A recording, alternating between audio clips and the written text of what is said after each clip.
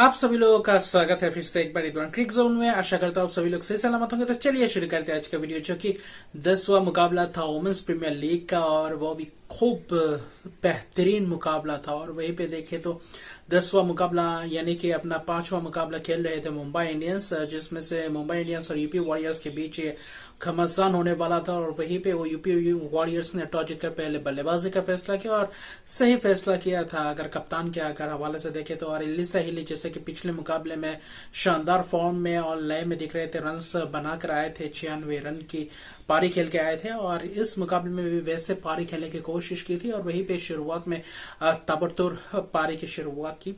हालांकि power play में अच्छे खासी रन्स बनाए यूपी वॉरियर्स ने, 48 रन बनाए। हालांकि एक विकेट गवा के जब किरण नवगिरे आए, किरण नवगिरे के विकेट गिरने के बाद और फिर से वही तालिया मैगराथ और वही एलिसा हिली की शानदार पार्टनरशिप, फिर एक और बार तालिया मैगराथ के बल्ले से अर्शद की पारी दिखाई दी, जबकि कप्तान एलिसा हिली के बल्ले से भी शानदार एक और अर्शद की पारी दिखाई दी, और जिसमें से दोनों ही बल्लेबाजों ने खूबसूरत अंदाज से पार्टनरशिप बिल्डअप किया। और वैसा जब दोनों ही बल्लेबाज बल्लेबाजी कर रहे थे तब ऐसा लग रहा था कि शायद इस मुकाबले में एक लंबा स्कोर देखा जाएगा, 180-85 तक पहुंच सकता है। लेकिन जब अगर देखे तो दोनों ही बल्लेबाज एलिसा हिली ने 58 रन की पारी के लिए, जिसमें एक छक्के भी जड़े थे, वही तालिया मैगराथ ने भी पूरे अर्शद की पारी के लिए 50 रन की।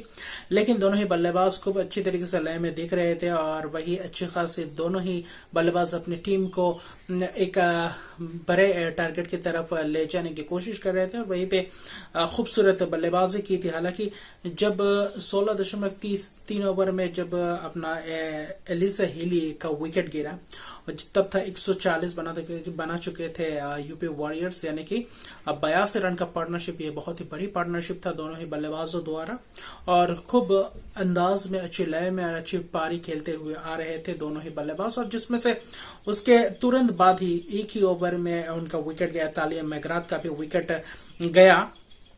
और वहीं पे देखे तो साइका इशाक ने ये विकेट चटकाए और बेहतरीन गेंदबाजी की, एक ही ओवर में दोनों विकेट चटकाए।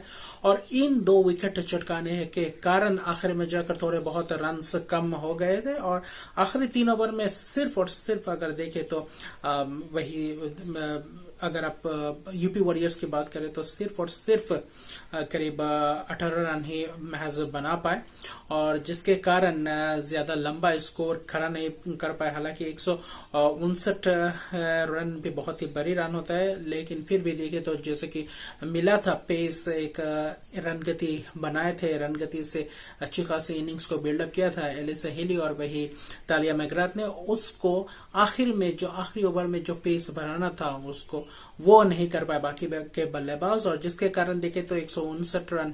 और वही गेंदबाजी में देखे तो साइका इशाक फिर से पर्पल कैप होल्डर तो है ही है, लेकिन इस मुकाबले में फिर से एक और बार 3 विकेट चटका, जो कि अभी फिलहाल पूरे लय में और पूरे परफॉर्मेंस करते जा रहे हैं। साइका इशाक और बेहतरीन गेंदबाजी करते हुए जा रहे हैं, और अभी तक देखे तो एमएलए केन ने भी 2 विकेट चटका, लेकिन साइका इशाक का वो स्पेल बहुत बेहतरीन स्पेल था, जिसमें एलिसा हिली और वही तालिया मैगराथ जो दोनों ही बल्लेबाज पूरे धुएंधार बल्लेबाजी कर रहे थे, और दोनों ही बल्लेबाजों को उस ओवर में विकेट चटकाने के बाद रन गति को कम कर दिया, और जिसमें से यूपी वॉरियर्स थोड़ी बहुत पीछे रह गए अगर स्कोर के मामले से देखें तो। और वही मुंबई इंडियंस जैसे नाम है वैसे ही खिलाड़ी भी वैसे परफॉर्मेंस करते आ रहे थे, और ऐसे ही इस मुकाबले में भी यस्तिका भाटिया ने जो पिछले मुकाबले में लय पकड़ा था, इस मुकाबले में भी वैसे ही लय के साथ उतरे हेले मैथ्यूज के साथ। लेकिन हेले मैथ्यूज से कुछ खास बल्लेबाजी नहीं कर पाए, लेकिन उस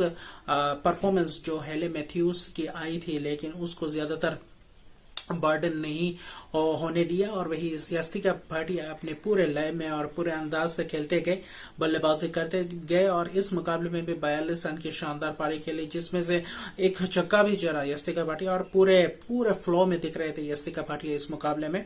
और जबकि यस्तिका भाटिया का पावर प्ले में बहुत ही शानदार शानदार दोनों ही बल्लेबाजों के पारे थे, जबकि यस्तिका भाटिया ज्यादातर अप्रोच कर रहे थे, गेंद को ज्यादातर बाउंड्री पे भेज रहे थे यस्तिका भाटिया, और दोनों का ही wicket Hayley Matthews Yastika Bhatia का विकेट जब 98 रन पे दो विकेट गिरे तब चाहिए था कि यूपी वॉरियर्स एक आध विकेट और जल्दी जल्दी चटकार दे और वहीं पे वापसी करने की कोशिश करना चाहिए था। और वहीं पे हरमनप्रीत कौर के साथ नटाली सिल्वर ब्रांट ने आकर पहले थोड़े बहुत सूझबूझ भरी पारी खेली, लेकिन बाद में जाकर वही किया जो चाहिए था मुंबई इंडियंस को आखिर में, और वही दोनों ही जब 2-3 ओवर खेलने के बाद सेट पूरी तरीके से सेट हो गए।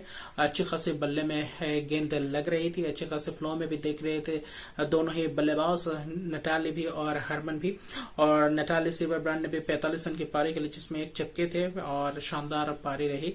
और दूसरे ओर कप्तानी पारी फिर से एक और बार हरमनप्रीत कौर के बल्ले से देखा, एक और अर्शद की पारी 33 गेंदों में जिसमें एक छक्के हरमनप्रीत कौर ने भी लगाया। और आखिर में जाकर अगर आप देखें तो शतक की ये जो पार्टनरशिप थी, और आखिर में मैच विनिंग पार्टनरशिप कहा जा सकता है, क्योंकि 98 पे 2 विकेट लगातार गिर गए थे यस्तिका भाटिया जो शुरुआत दी थी, और उसको आखिर में पूरी तरीके से अंत में जाकर दोनों ही बल्लेबाजों ने उस जो अपॉर्चुनिटी क्रिएट किया था यस्तिका भाटिया ने, और उसी को ही आगे ले जाकर इस मुकाबले को पूरे आसान बना दिया था और आसानी से ये मुकाबला जीता। हालांकि 17.3 ओवर में ही ये मुकाबला खत्म कर दिया था मुंबई इंडियंस के दोनों ही बल्लेबाजों ने। और मुंबई इंडियंस फिलहाल अभी तक जो 5 मुकाबले खेल चुके हैं उन 5 मुकाबलों में एक भी अगर ज्यादातर गलती करते हुए नहीं दिखाई दे रहे। बल्लेबाज भी अपनी पूरे अंदाज से बल्लेबाजी कर रहे हैं और वही गेंदबाज भी अपना काम करते जा रहे हैं, और जिसके कारण अभी देखे तो 5 नहीं 4 मुकाबले थे मुंबई इंडियंस के। मुंबई इंडियंस 4 में से 4 मुकाबले जीते 8 पॉइंट्स के साथ अब पहले पायदान पे है।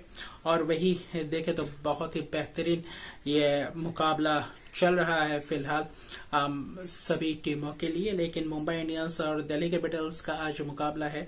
मुंबई इंडियंस ने 8 विकेट से यह मुकाबला बहुत ही बेहतरीन तरीके से जीता, और सभी टीमों के अभी 4-4 मुकाबले खत्म हो चुके हैं। अभी half league of the stage आ चुके हैं, 10 मुकाबले यानी खत्म हो चुके हैं, और वही सभी टीमों के मुकाबले 4-4 हो चुके हैं। अभी 4-4 मुकाबले सभी टीमों के बाकी है, अभी 10 मैचेस बाकी है लीग के, और अभी वो फेज आ चुका है जहां पे उलटफेर होने का संभावना हो सकता है। और बाकी जो निचले क्रम में जो पायदान पे टीम से उनको आगे बढ़ने के लिए ये 4 मैचेस बहुत ही क्रूशियल मैचेस होंगे, और आने वाले समय में आने वाले लीग के जो मैचेस होंगे ये बहुत ही क्रूशियल होने वाला है। और ये करीब करीब पिछले निचले पायदान के जो 2 टीम है उनके लिए नॉकआउट मैचेस जैसे, हालांकि खासकर आरसीबी के लिए। और वही आज मुकाबला है दिल्ली कैपिटल्स बनाम रॉयल चैलेंजर्स बेंगलुरु के बीच, और क्या शानदार मुकाबला हो सकता है। फिर से एक और बार बड़ा स्कोर, हालांकि फिलहाल इस लीग में बहुत ही हमें लो स्कोर भी देखने को मिले और वही हाई स्कोरिंग मैचेस भी देखने को मिले। और क्या आज आरसीबी वापसी कर पाती है इस अगर देखें तो रिवर्स पिक्चर में, और दिल्ली कैपिटल्स जो रॉयल चैलेंजर्स बेंगलुरु को अपना पहला मुकाबला हराया था, क्या उस मैच का बदला ले सके इस मुकाबले में और अपना पहला जीत अर्जित कर पाती है या नहीं रॉयल चैलेंजर्स बेंगलुरु। अगर यह मुकाबला रॉयल चैलेंजर्स बेंगलुरु आज हार जाती है तो करीबन इस लीग से पूरी तरीके से ऑफिशियली बाहर हो जाएगी। और वही ये मुकाबला बहुत महत्वपूर्ण है स्मृति मंदाना के लिए और अपने टीम के लिए। क्या करती है आज के मैचेस में, क्या कुछ बदलाव करती है या फिर उस प्लेइंग 11 के साथ ही उतरती है, और वही दिल्ली कैपिटल्स किस अप्रोच के साथ उतरती है। फिलहाल शेफाली वर्मा ने भी पिछले मुकाबले में अच्छे खासे रन्स बनाए थे और बहुत ही बेहतरीन फिलहाल ये लीग चल रहा है, और आने वाले ये 10 लीग मैचेस बहुत बेहतरीन होने की आशंका है और खूबसूरत पड़ाव में फिलहाल आ चुका है ये लीग स्टेज। और देखते हैं क्या होता है मुकाबला। तो मिलते हैं अगले वीडियो में, तब तक के लिए गुड बाय।